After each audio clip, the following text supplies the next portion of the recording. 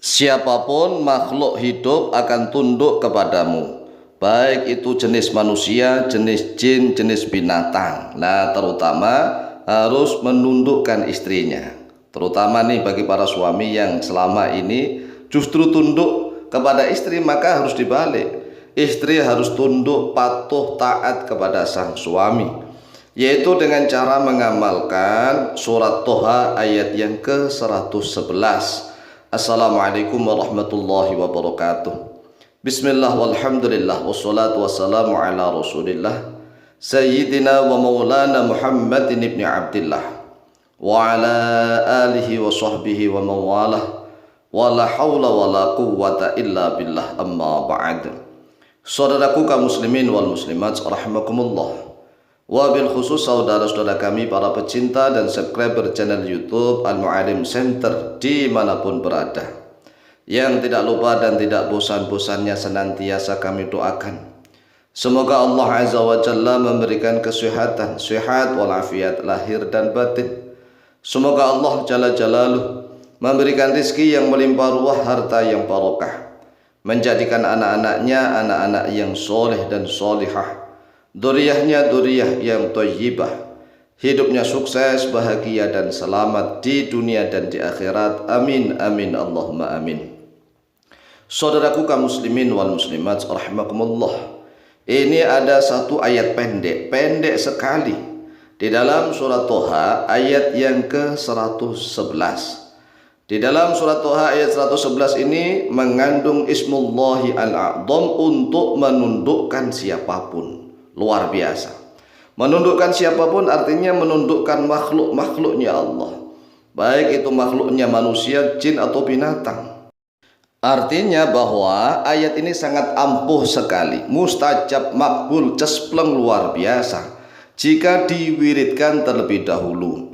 Setelah diwiridkan, ayatnya nih mengandung khotam. Kan setiap hurufnya ada khotamnya. Setiap huruf ini ada khotamnya. Kemudian setelah diwiridkan, khotam-khotam dari huruf-huruf yang ada di dalam ayat ini sudah masuk, meresap, menyatu di dalam raka dan sukma. Kemudian tatkala ingin diamalkan untuk apa saja, menundukkan manusia, menundukkan jenis jin, jenis binatang. Jadi bukan hanya manusia, jin bisa ditundukkan, binatang-binatang buas bisa ditundukkan. Tetapi dengan syarat ya, ayatnya harus diwiridkan terlebih dahulu. Diwiridkannya berapa kali?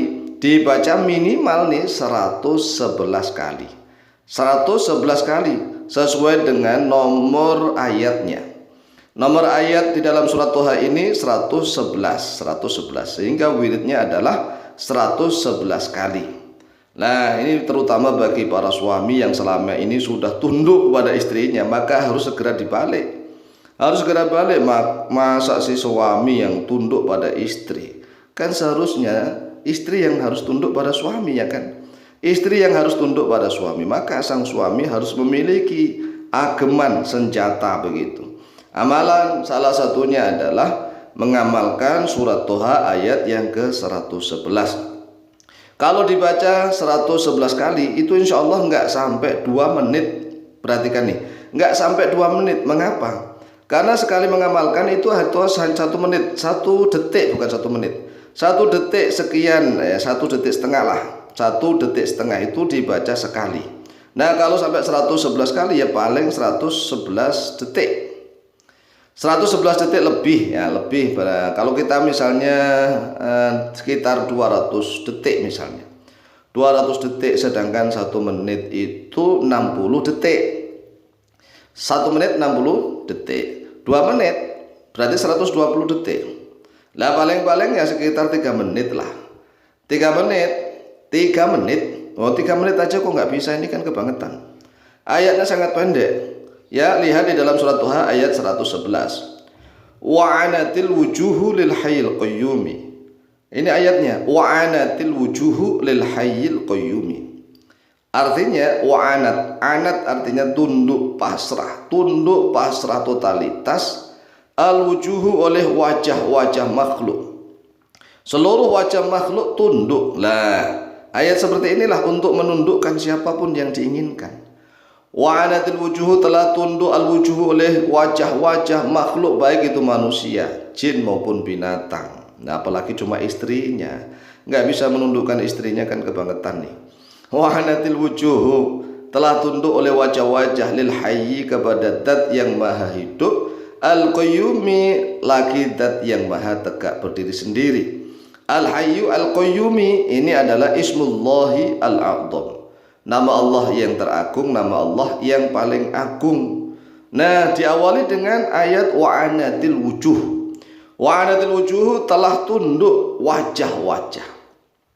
Wajah-wajah, setiap yang memiliki wajah, apa saja ya. Apakah tumbuh-tumbuhan memiliki wajah? Ya, memiliki. Tumbuh-tumbuhan itu memiliki wajah, ya. Batu memiliki wajah, memiliki. Jadi semua benda makhluk itu memiliki wajah. Hanya saja manusia kan tidak paham wajahnya yang mana, ya kan. Allah Azza wa Jalla yang maha tahu wajahnya yang mana. Oleh sebab itu amalkan saja wa anatil wujuhu lil hayyil qayyumi, wa anatil wujuhu lil hayyil qayyumi. Tetapi ingat, tatkala hendak ingin mengamalkan, ya tetap diawali dengan basmalah, atau bisa ta'awud dulu. A'udzu billahi minasyaitonir rajim. Bismillahirrahmanirrahim. Wa anatil wujuhu lil hayyil qayyumi, wa anatil wujuhu lil hayyil qayyumi. Ingat, kalau dibaca diulang-ulang ya, mi-nya dibaca mi, qayyumi begitu. Tapi kalau misalnya bacanya sekali, ya kan waqaf. Wa anatil wujuhu lil hayyil qayyum, itu kalau sekali, mimnya disukun. Wa anatil wujuhu lil hayyil qayyum, itu kalau berhenti. Tetapi kalau diulang-ulang, mi-nya dibaca. Ingat, ini rahasianya berbeda loh ya.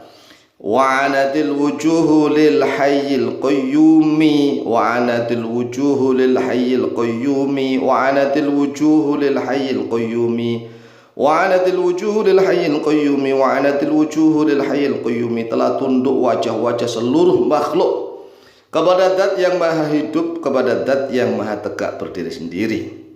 Nah, ini kalau sudah diwiridkan, kapan mewiridkan? Kapan saja. Tatkala mendengar video ini langsung saja diamalkan.